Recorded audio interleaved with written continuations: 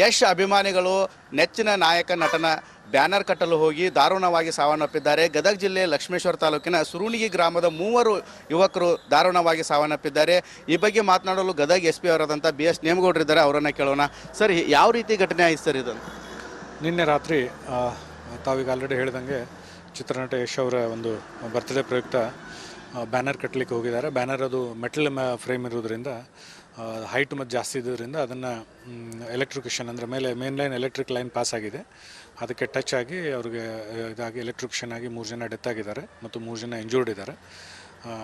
ಅದರಲ್ಲಿ ಕೆಲವ್ರನ್ನ ಈಗ ಇನ್ನು ಇಬ್ಬರನ್ನ ಹೆಚ್ಚಿನ ಚಿಕಿತ್ಸೆಗಾಗಿ ಜಿಲ್ಲಾ ಆಸ್ಪತ್ರೆಗೆ ಕೂಡ ಶಿಫ್ಟ್ ಮಾಡ್ತಾ ಇದ್ದಾರೆ. ಅಂದರೆ ಹೈ ಟೆನ್ಷನ್ ವೈರ್ ಎತ್ತರಕ್ಕಿತ್ತು ಸರ್, ಭಾಳಷ್ಟು ಅಂದರೆ 20 ಅಡಿಯಷ್ಟು ಬ್ಯಾನರ್ ಇದೆ ಅಂತ ಹೇಳ್ತಾ ಇದ್ರು.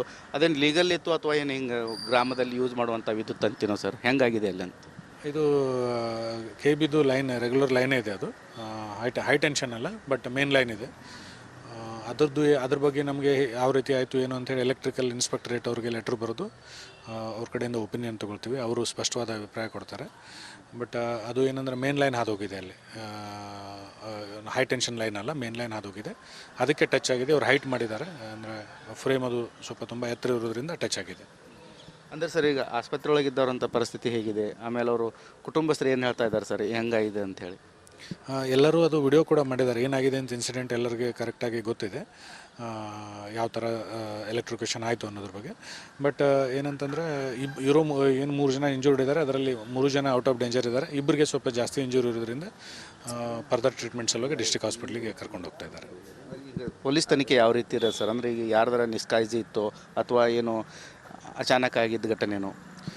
ಈಗ ನಾವು ಪ್ರಕರಣ ದಾಖಲಿಸ್ಕೊಂಡು ತನಿಖೆ ಕೈಗೊಂಡಿದ್ದೀವಿ. ಇದು ಇಟ್ ಇಸ್ ಟು ಅರ್ಲಿ ಈಗ ಅದು ಹೇಗೆ ಆಯಿತು ಅಂತ ಹೇಳಲಿಕ್ಕೆ. ನಮ್ಮದೆಲ್ಲ ಪಂಚನಾಮ ಎಲ್ಲ ಆಗಿ ಮತ್ತು ಸಂಬಂಧಪಟ್ಟ ಇಲಾಖೆ ಅಧಿಕಾರಿಗಳು ಭೇಟಿ ನೀಡಿ ಅವರೆಲ್ಲ ತಜ್ಞ ವರದಿ ಕೊಟ್ಟ ನಂತರ ನಾವೊಂದು ಕನ್ಕ್ಲೂಷನ್ಗೆ ಬರಲಿಕ್ಕೆ ಅನುಕೂಲ ಆಗ್ತದೆ ಯಾವ ರೀತಿ ಇನ್ಸಿಡೆಂಟ್ ಆಯಿತು ಅಂತ.